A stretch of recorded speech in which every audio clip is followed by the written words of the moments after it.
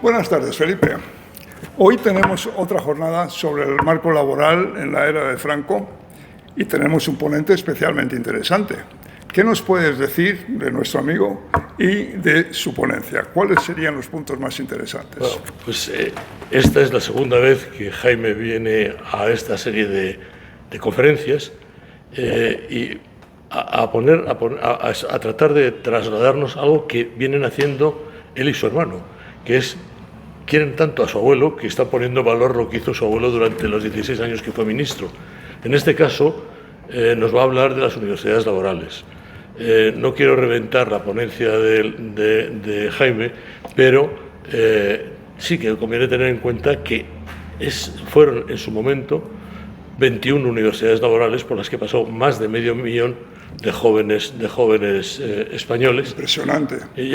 Y además resolvieron un problema que era la formación práctica en los trabajos y que ahora está demostrándose que es una carencia que nuestros jóvenes tienen hasta el punto de que hay quizá un exceso de titulados universitarios con graves dificultades para encontrar trabajo, mientras que los que tienen una formación práctica en los trabajos que atienden las necesidades de los mercados, pues tienen más oportunidades. Es verdad. Bueno, pues vamos a ver. Eso es lo que nos viene a explicar Jaime. Sí, muy bien.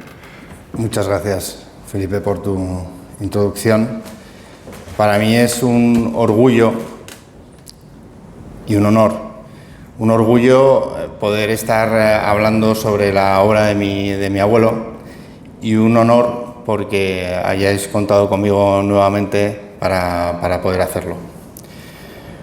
Bueno, es un placer para mí estar hoy aquí para hablar de un capítulo fundamental en la historia educativa y social de España, las universidades laborales.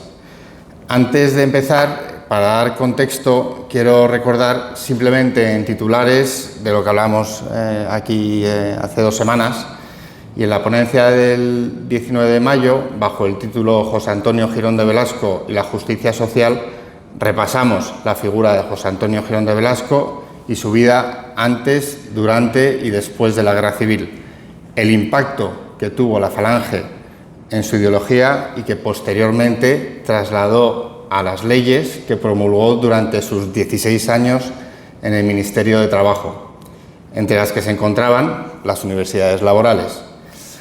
Instituciones que, más allá de su contexto político, representaron un esfuerzo ambicioso por ofrecer formación integral y ambicioso por ofrecer oportunidades a la juventud trabajadora en un momento de profundas transformaciones. Hoy vamos a revisar su origen, su funcionamiento y el impacto que tuvieron, dedicando una especial atención a la visión y labor de José Antonio Girón de Velasco, una figura clave en su impulso y desarrollo. Bien, para entender las universidades laborales debemos situarnos en la España de la posguerra civil, un país devastado, con una economía en reconstrucción y una necesidad imperante de mano de obra cualificada. El régimen franquista, en su afán de reconstrucción nacional, identificó la formación profesional como un pilar fundamental. La situación de España tras la Guerra Civil era desastrosa, marcando un periodo de profunda recesión, aislamiento y penurias, especialmente durante la década de 1940, conocida como los años del hambre. A nivel económico, la producción agrícola cayó un 20%, la producción industrial se redujo un 30%, la renta per cápita no superó la de 1935 hasta 1954. El régimen franquista adoptó una política económica de autarquía, debido en parte al aislamiento y a la escasez de recursos. A ver, que me he ido aquí. El país sufría el agotamiento de las reservas de oro del Banco de España, utilizadas por el gobierno republicano para financiar la guerra, y un aumento significativo de la deuda externa. Esto a nivel económico. A nivel industrial, muchas infraestructuras industriales sufrieron daños directos por la guerra, y a pesar de la destrucción, de que no fue la destrucción de infraestructuras tan severa como en algunos países de la Segunda Guerra Mundial, la recuperación industrial fue muy lenta durante los años 40. Y a nivel demográfico, una simple pincelada, se estiman bajas en torno a 500.000 de personas. Es decir, el contexto socioeconómico y demográfico en España era terrible después de la Guerra Civil, y aún peor que esto es que el panorama de ilusión, proyección y futuro para adultos y jóvenes había desaparecido. Si el liderazgo consiste en imaginar siempre algo mejor, es en este panorama de necesidad de ilusión, de necesidad de proyección y necesidad de futuro donde emerge una generación de líderes, líderes capaces de soñar a lo grande y, más importante, líderes capaces de convertir en realidad estos sueños. Uno de estos líderes era José Antonio Girón de Velasco. José Antonio Girón de Velasco cobra una relevancia capital. Como ministro de Trabajo durante el periodo 1941 a 1957, Girón de Velasco fue el arquitecto principal y el máximo valedor de las universidades laborales. No fue simplemente un gestor, fue un ideólogo y un visionario. Girón concebía las universidades laborales como un elemento clave en la revolución nacional sindicalista. Para él, estas instituciones eran la plasmación de la idea de la justicia social, de la que tanto hablamos el otro día, dentro de la reconstrucción de España. No solo se trataba de formar obreros cualificados para la industria y la agricultura, sino de elevar la dignidad del trabajo y del trabajador. Su visión iba más allá de la mera instrucción técnica. Buscaba la formación de un hombre nuevo, consciente de su papel en la sociedad y comprometido con los valores del régimen. Fue Girón quien impulsó la construcción y expansión de estas universidades por toda la geografía española. La de Gijón fue la primera, pero le seguirían otras. Su persistencia y determinación fueron fundamentales para superar las reticencias y la burocracia y para asegurar la financiación necesaria a través de las cotizaciones a la Seguridad Social. Para Girón, las universidades laborales eran un pilar fundamental del sindicalismo, entendido como forma de organización social que buscaba la armonía entre capital y trabajo. Creía firmemente en la capacidad de estas instituciones para transformar la sociedad española, proporcionando oportunidades a la juventud trabajadora que de otra forma no habrían tenido acceso a una educación de calidad. La huella de Girón en estas instituciones es innegable, tanto en su concepción arquitectónica como en su ideario pedagógico. Y ahora voy a repetir un vídeo de otro día donde él mismo explica cómo las concibió. Después de todas estas atenciones de tipo material, yo estaba convencido que por mucho que se le diera al trabajador, no se le daba lo necesario ni lo suficiente para poder resolver todos sus problemas. El problema estaba en la preparación del trabajador para la vida, en la preparación del hombre para poder luchar por sí mismo contra las dificultades. Y así un día se lo dije al caudillo. Así como hay universidades del Estado para una carrera, debe haber universidades laborales para de este modo el trabajador vaya formándose en la necesidad de poder saber, cumplir las libertades, libertad de ser, libertad de saber, libertad de mandar, libertad de poseer. Esto se lo metí, lo comprendió enseguida el caudillo y empezamos enseguida con las universidades laborales. ¿Dieron resultado? Pues muchas veces sí. En una gran mayoría, y todavía no hace mucho tiempo, durante un año, año y medio, hará año y medio se han recibido aquí pues muchas cartas y muchas comunicaciones de los trabajadores de entonces agradeciendo de una manera especial las universidades laborales. La primera universidad laboral fue la de Gijón. Fue inaugurada en 1955 y es el epicentro del modelo. El germen de esta universidad laboral se encuentra en la idea de crear un orfanato minero en Asturias, impulsado a finales de los años 40 por la Fundación José Antonio Girón, cuyo patronato estaba presidido por el propio José Antonio Girón de Velasco. El objetivo inicial era proporcionar educación y albergue a los hijos huérfanos de mineros fallecidos en accidentes laborales, una realidad muy presente en las Asturias de la época. Sin embargo, a medida que el proyecto avanzaba y se consolidaba, la visión se amplió considerablemente. Girón de Velasco tenía una ambición mucho mayor: crear una red de universidades laborales por toda España. Estas instituciones no estarían dedicadas únicamente a los huérfanos, sino a la formación profesional integral de jóvenes trabajadores de todas las provincias. La construcción de la Universidad Laboral de Gijón fue un proyecto de larga duración.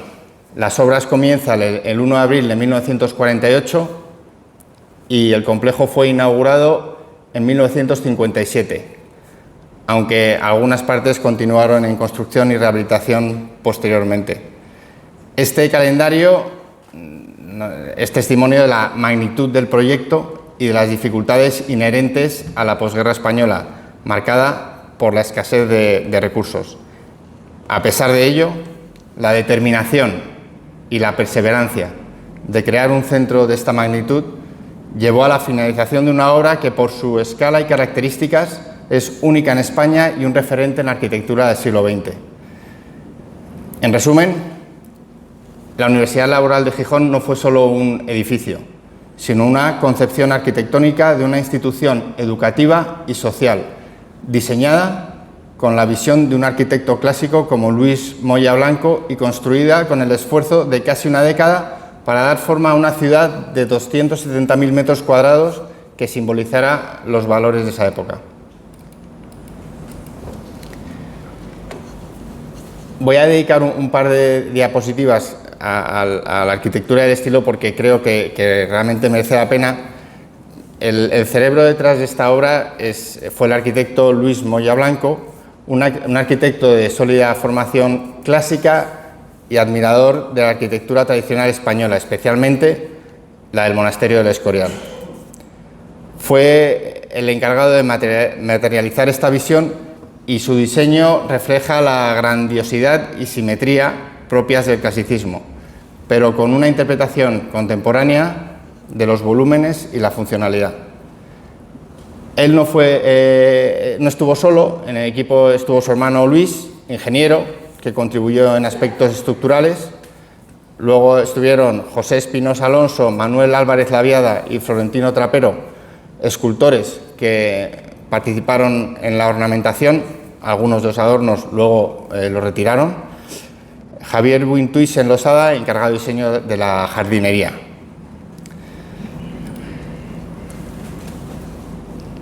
La concepción de la Universidad Laboral era una ciudad dentro de una ciudad.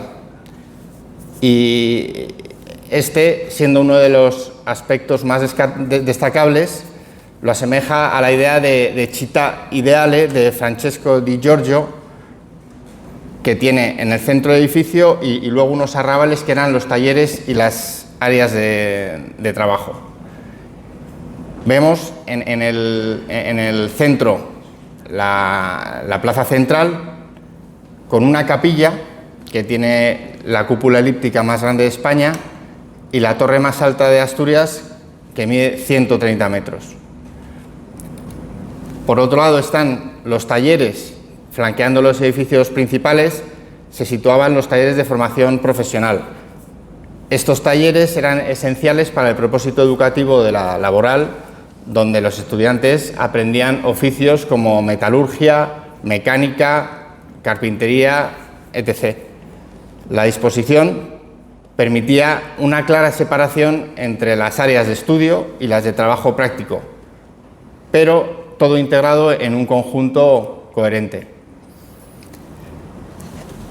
El teatro es uno de los elementos que pretende destacar Moya, siendo un punto de encuentro social entre alumnos y profesores.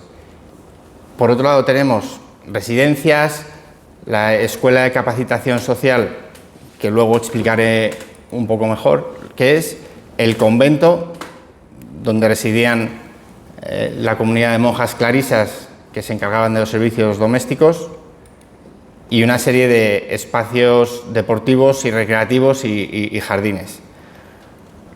Con lo cual, lo que empezó como un orfanato minero en Gijón se transformó en la primera y más emblemática de las universidades laborales, cuyo modelo de financiación, ahora comentaremos, se extendió a otras dentro del país. ¿Cómo se financiaron? A través de las mutualidades laborales. Las mutualidades laborales eran entidades de previsión social organizadas por sectores laborales de metalurgia, minería, construcción, que agrupaban empresas y trabajadores. Se financiaban mediante cotizaciones obligatorias de trabajadores y empresas, y el régimen de Franco canalizó una parte significativa de los fondos de estas mutualidades hacia la construcción y el sostenimiento de las universidades laborales. Esto se hizo bajo el prisma de invertir en formación y en bienestar de la clase trabajadora y de sus hijos, lo cual encaja perfectamente con el discurso de justicia social del Ministerio de Trabajo, liderado por José Antonio Girón de Blasco. ¿Y qué financiaban las universidades laborales? Pues todo. Los edificios, las instalaciones y equipamiento, el coste de los talleres, laboratorios, aulas, residencias, mobiliario y maquinaria, los gastos de funcionamiento y mantenimiento operativo, personal, salarios de personal docente, administrativo, servicios, los suministros, los costes de electricidad, servicios generales y, por último, un punto muy importante, o un punto de los aspectos más destacados de este sistema de financiación. Becaban el 100% de los costes de los alumnos que acudían a las universidades laborales. Esto incluía matrícula, alojamiento, vestuario, ropa de trabajo, material de estudio. En la práctica, esto significaba que los propios trabajadores, a través de sus cotizaciones a las mutualidades, costeaban y mantenían a los alumnos de estas universidades. Y esto era un apoyo directo a las familias, ya que al cubrir la manutención de los hijos, las mutualidades liberaban a las familias trabajadoras de una carga económica significativa, lo que era un alivio importante en aquella época de hambre. ¿Cómo era el modelo educativo y social de las universidades laborales?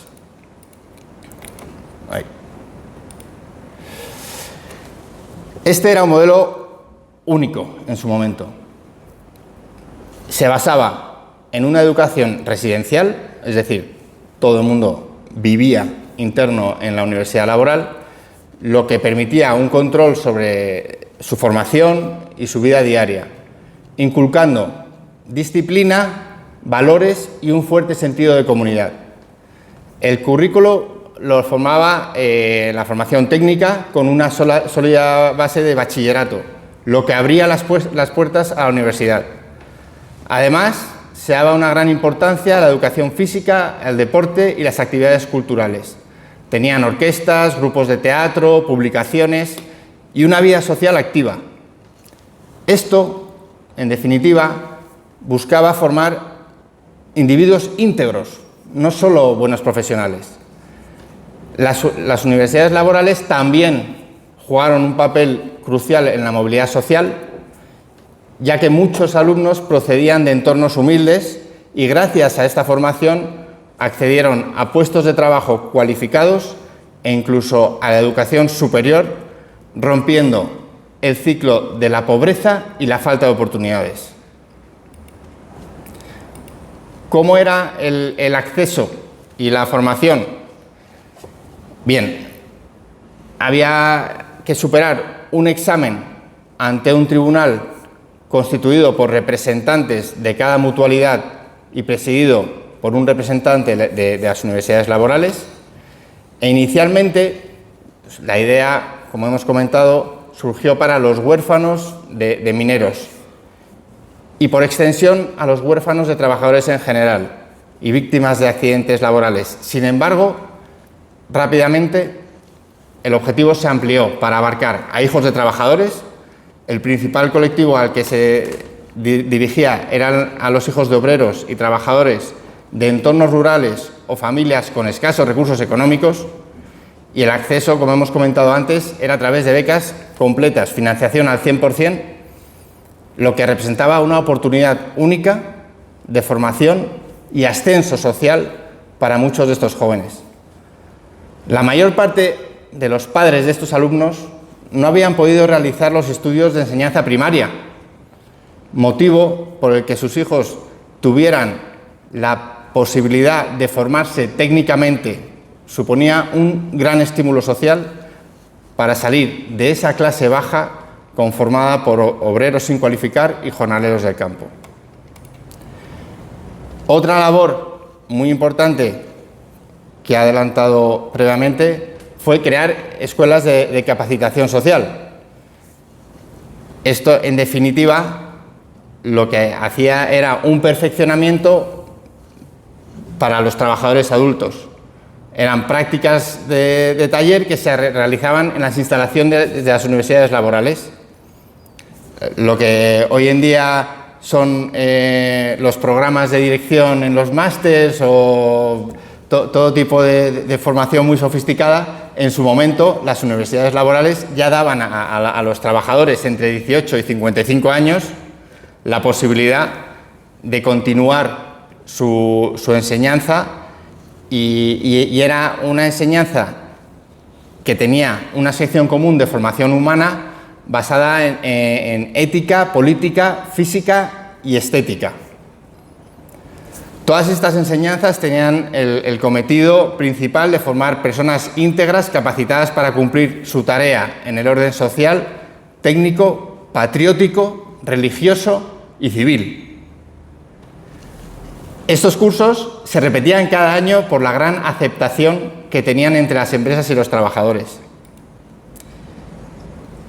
Y por dar una visión de cuánto tiempo pasaban en las universidades laborales, los alumnos entraban con 12 años, tenían una formación profesional de 2 años y de aquí, si iban por la rama industrial, ejercían oficialía industrial durante 3 años, donde tenían asignaturas como aritmética y geometría, física y química, redacción y literatura.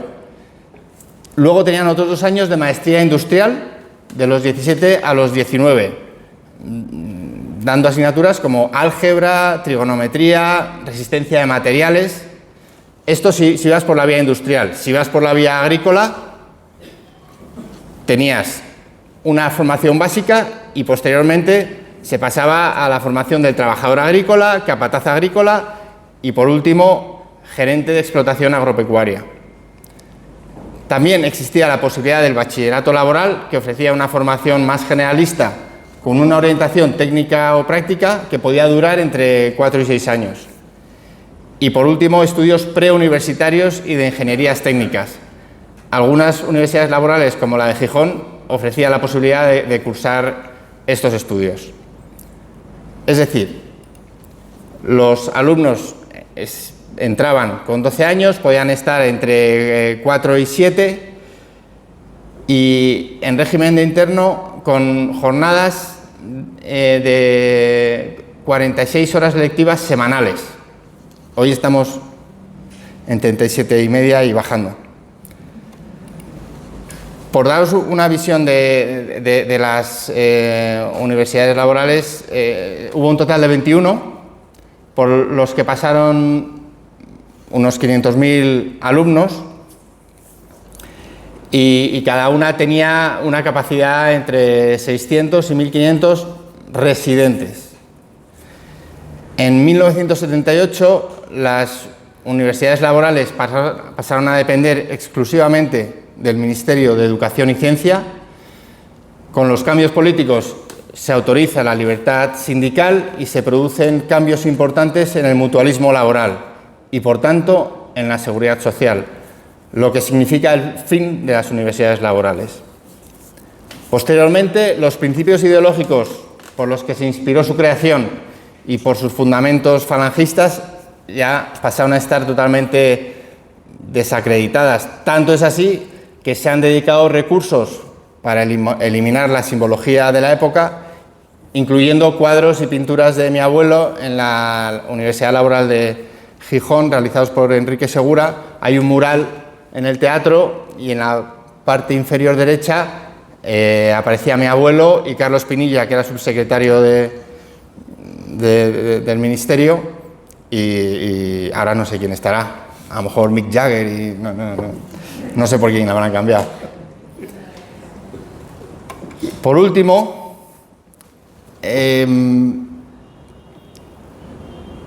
hablar del legado es complicado.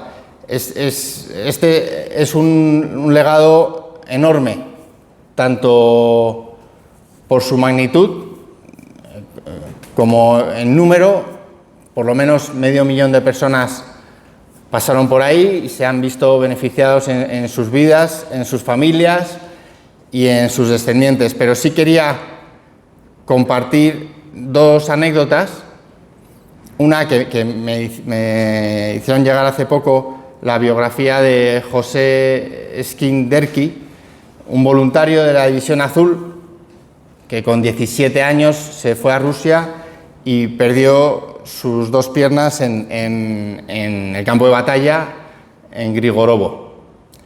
Cuenta en sus memorias, que son muy recomendables, sus dos abuelos fueron militares, uno recibió la laureada y el otro la medalla militar individual, y cuenta que al volver a España, tras una búsqueda incesante de trabajo y con poco éxito, viendo lo que hacer,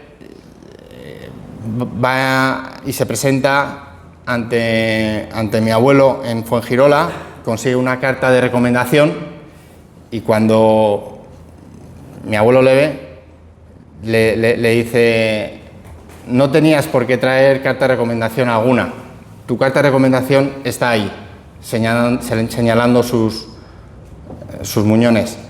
Y le consiguió trabajo en la Universidad Laboral de Córdoba, no como profesor de inglés o francés, que era lo que él pedía, sino como interventor.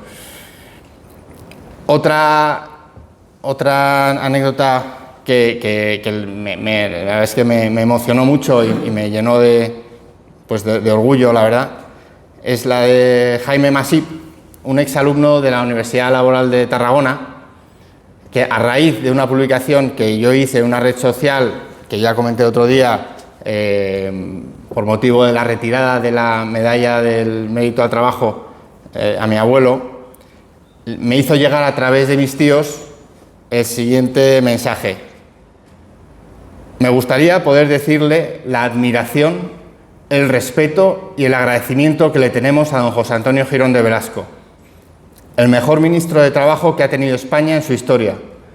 Miles de hijos de trabajadores que, gracias a las universidades laborales, creación suya, pudimos estudiar una formación profesional o una carrera universitaria que de otra forma no hubiésemos podido hacer ni en sueños. Centros en los que solo se primaba el esfuerzo y la constancia, no las ideas políticas. Y para terminar, una frase del ministro Girón grabada en el rectorado de la Laboral de Tarragona: los hijos de los hombres serán medidos con la vara alada de la inteligencia, no con la vara metálica del oro. Siento en estos momentos agradecimiento y a la vez un profundo dolor. Nunca creí que se llegase a estos extremos. Un fuerte abrazo de un orgulloso exalumno de la Laboral de Tarragona que le debe mucho, como miles de españoles, al mejor ministro de Trabajo que ha tenido España. Y ese honor nadie se lo puede quitar. Este legado, hoy más que nunca, ante los retos planteados por factores como la inteligencia artificial y las tensiones geopolíticas, nos invita a reflexionar sobre el poder transformador de la educación y el papel del Estado en la promoción social. Muchas gracias.